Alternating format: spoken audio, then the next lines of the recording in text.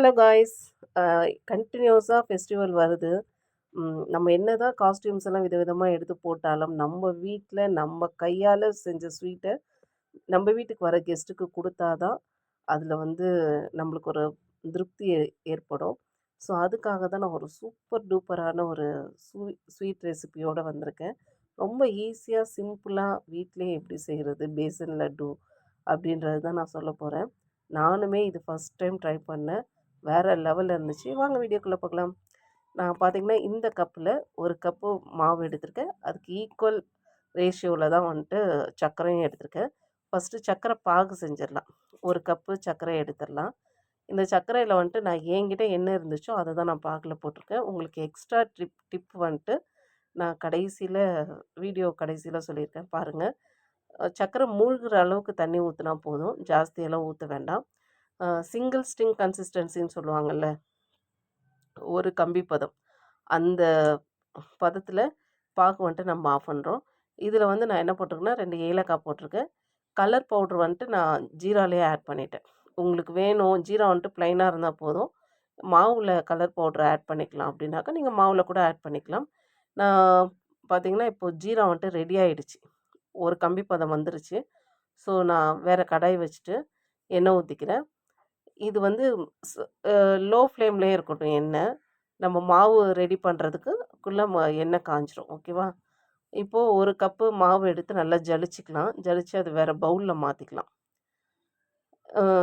இதில் வந்து தோசை மாவு பதத்துக்கு நம்ம கரைக்கணும். ஒரு பிஞ்ச் அளவுக்கு சால்ட்டு போட்டால் போதும், நிறையெல்லாம் போடணுன்னு இல்லை. உங்களுக்கு கலர் பவுட்ரு வேணும்னா இந்த மாவில் கூட நீங்கள் போட்டு கலந்துக்கலாம். பாருங்கள், இந்த அளவுக்கு இருக்கணும் மாவு வந்துட்டு. தோசை ஊற்றுற பதத்துக்கு இருக்கணும். கரண்டியில் ஒட்டியிருக்கணும். ஆனால் இந்த மாதிரி பண்ணாக்கா இந்த மாதிரி வந்துடணும். இதுதான் பதம். சரிங்களா? மாவு ரெடி ஆகிடுச்சு. எண்ணெயில் விட்டு பார்த்துடலாம். டக்குன்னு விட்ட உடனே மேலே வரணும். அந்த பதத்தில் எண்ணெய் சூடான போதும். இப்போ ஒரு கரண்டியோ வச்சு நம்ம பூந்தி போடுற மாதிரி போட்டுக்கலாம். போட்டு பார்த்திங்கன்னா இது இந்த சலசலப்பு வந்துட்டு அடங்கணும். ரொம்ப விட்டுட்டோன்னா அது காரா பூந்தி மாதிரி மொறுமொறுன்னு ஆகிடும். அந்த மாதிரி மொறுமொறுன்னு ஆகக்கூடாது. ஸோ இந்த மாதிரி நம்ம போடும்போது சலசலன்னு சவுண்டு கேட்கும். அந்த சலசலப்பு அடங்கின உடனே நம்ம வந்துட்டு எடுத்துடணும். இதே மாதிரி எல்லா மாவையும் நம்ம போட்டு ரெடி பண்ணி வச்சாச்சு. இதை வந்து என்ன பண்ணுறோன்னா, இப்படியே போட்டால் பூந்தி வந்துட்டு லட்டு பிடிக்க முடியாது.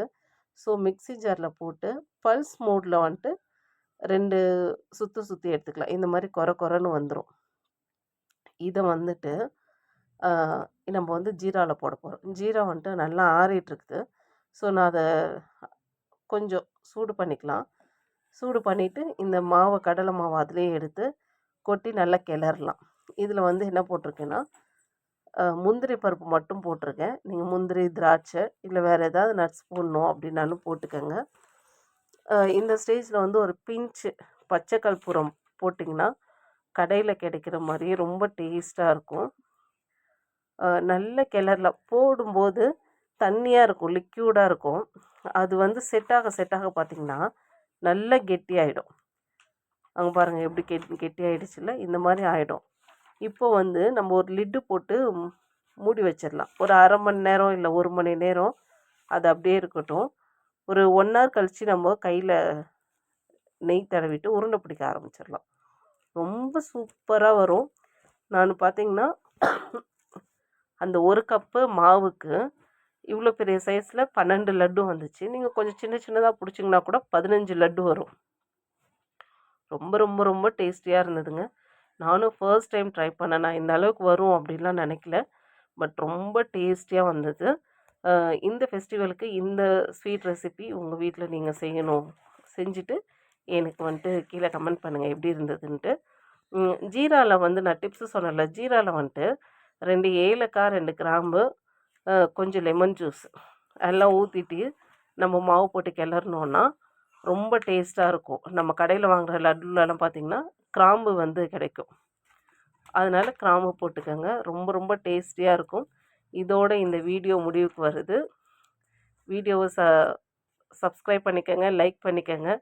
நம்ம சேனலுக்கு வந்துட்டு சப்போர்ட் பண்ணுங்கள்.